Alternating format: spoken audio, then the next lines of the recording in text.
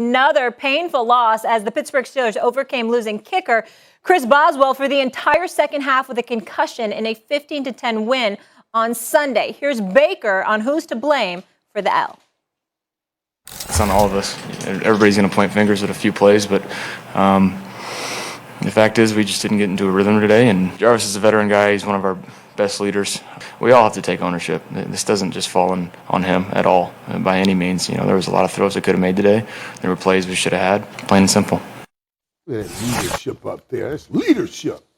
Dan Orlovsky back here with us. I guess I'll start with you because somebody's all sorts of inspired and motivated on a Monday, Motivation Monday. Michael, how much blame does Baker deserve? Listen, man, we cannot throw all of this on Baker. I go back to the original thought that I've had about this situation in Baker, and I said, yes, Baker can guide this team, but we keep coming back to wanting him to carry this team. They didn't show. This is the number one rushing attack in the NFL, and didn't show up yesterday. We didn't see the number one rushing attack. You hear that leadership taking responsibility. So his main man, Jarvis Landry, don't go home and fill in the dumps by watching that because he's already feeling bad. Because Jarvis Landry, he's a fighter. He makes those were aggressive mistakes. You don't want to see aggressive mistakes.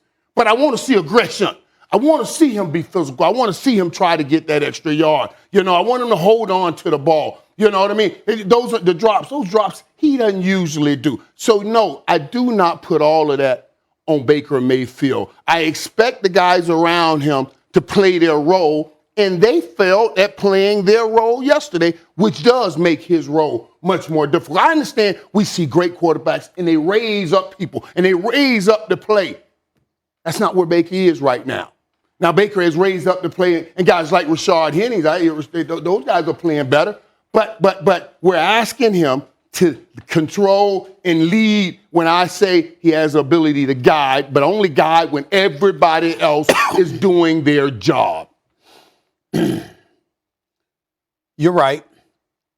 I don't disagree with what you're saying about yesterday's game. And I saw you on Get Up a bit earlier this morning, and I don't disagree with you in terms of 96 rush yards. Landry had a couple of dropped passes, plus he had a fumble. We all know that. Odell Beckham Jr., one reception for 6 yards. I mean, my God.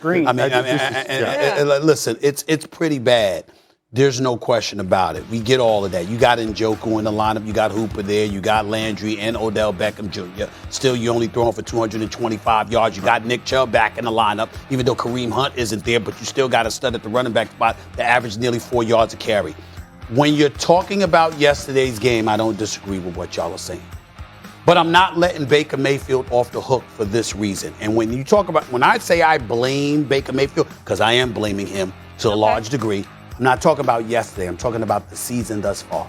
And what I mean by that is this. You're 4-4 right now. You're a 500 team. You know why you're a 500 team? When all is said and done, that's a very average record, right? Because we have a very average quarterback. That's what we have. And I'm not talking about just his ability to throw the football. He talked about putting it on him. I'm not talking about this game. I'm talking about the season. He talked about putting it on him. When we talk about football, Dan Orlovsky, yes, Michael Irvin, this is what y'all say. Y'all talk not just about somebody's ability to throw.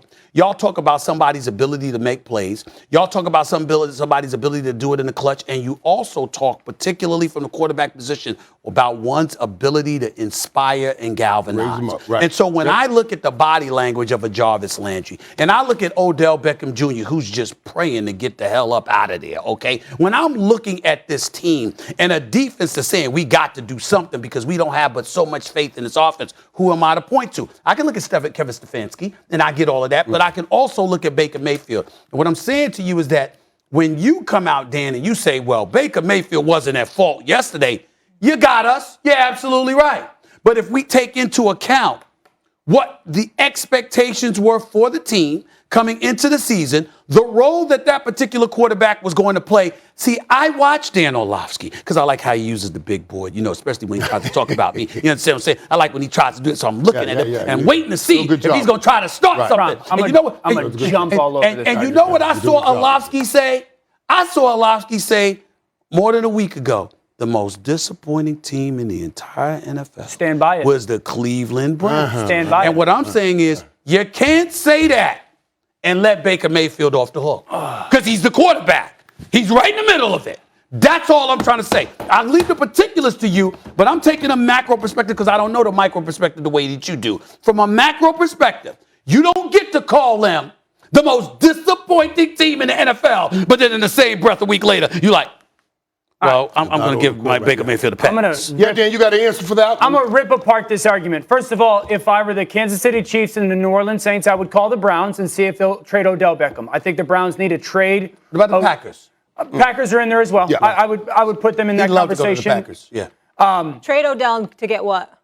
Something on the defensive side, because that is the reason why they're the biggest disappointment in football. That's why they're a 4-4 football team. This team has 2 losses this year when they scored 30 and 42.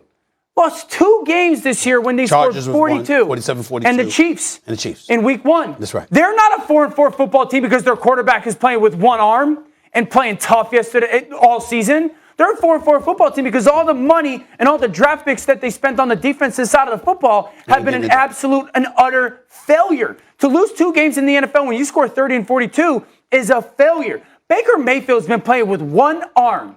Yesterday does matter because I thought, and I tweeted this out, Baker Mayfield, this is the biggest drive in your career. I fully expected him to go lead them down for a game-winning drive. But he got let down by his stars. That matters because sitting at 5-3 when your quarterback plays with a broken arm or broken shoulder is a significantly different feeling than when you're sitting at 4-4. Landry's got 3 drops in the fumble. Higgins had the drop. Odell goes one-armed. Austin Hooper had the drop. Pittsburgh scored 15 on you, and that was with the fake field goal. That went bad. The defense has let down this football team. Baker Mayfield is not to blame for that football team losing that game yesterday, nor for that team being 4-4. That defense has been an utter failure. Excuse me. A few weeks ago, I will remind you, Dan Orlovsky, that you were on this show. We talked about Odell Beckham Jr. And you talked about how he needs to get traded. You talked about how open he was on several occasions. Chargers game, and how Baker Mayfield was not finding that man. Why do I bring that up?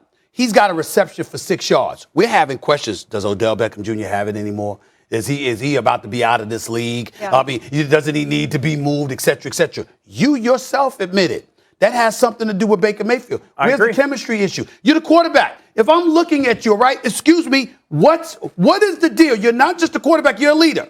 So when I look at teams, when I look at players, sure, I'm going to hold them accountable for not getting it done because everybody's got a job to do. We are professionals, you get paid. I understand that. But the flip side to it is that when you think about the game of football, which you played, and obviously you played, and you know it the way that you know it, if you got a quarterback that in essence has basically demoralized you for whatever reason.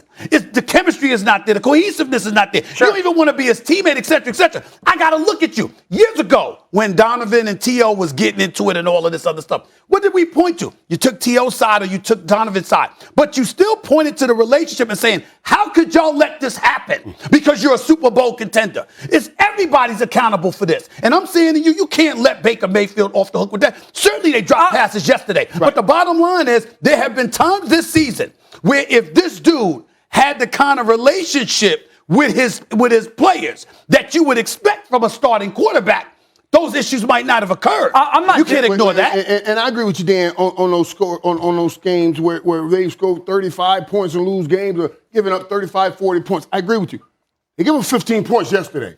Now, Dan, you've been in all of these meeting rooms. I just told these people, in every defensive meeting room, it's 17 points or under. You see that on the defensive goal board. They had 15 points. Now, so I can't put all that on the defense. Right. At 15 points. Oh, Mike, I got one. That's pretty good right there if you can hold Mike, let me help you. Last 4 weeks, Dan, since that 42 point, other than the 42 against the Chargers, they've scored 14 against Minnesota, 14 against Arizona, 17 against Denver, and 10. All right, I'll leave it on this. 4 games in five weeks.